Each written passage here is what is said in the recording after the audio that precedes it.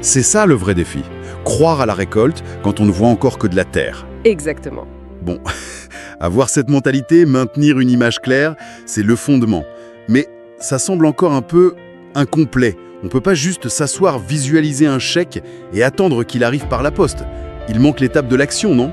Et c'est bien le chapitre suivant de la méthode. Proctor insiste, il faut devenir un preneur de risques.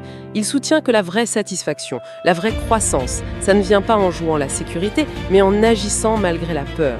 L'action, c'est le pont entre l'image intérieure et les résultats extérieurs. Mais là encore, il y a une nuance, j'imagine. Il y a une grosse différence entre prendre un risque et être juste imprudent. C'est une distinction cruciale, et il prend bien soin de la faire. Le preneur de risque, selon lui, c'est quelqu'un qui a étudié la situation, qui a confiance en ses capacités, qui a un plan. Et, armé de son image claire, il avance avec courage. Et l'individu irresponsable? Ego ou par cupidité. L'un agit par foi en sa vision, l'autre par un pari aveugle.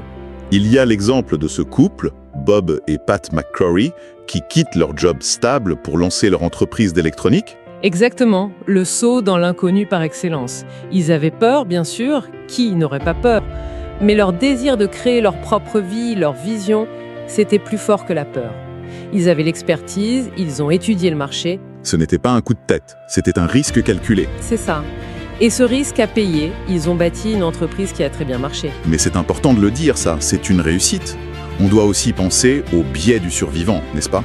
Pour chaque couple McCrory qui réussit, combien d'autres prennent un risque calculé et échouent? Est-ce que le livre aborde la gestion de l'échec? C'est une excellente question et un point en vigilance essentiel. Le livre, il faut le dire, se concentre surtout sur la mécanique du succès. Il ne va pas en profondeur sur la gestion de l'échec, si ce n'est en disant qu'un échec n'est qu'un résultat temporaire qui ne doit pas changer l'image de fond.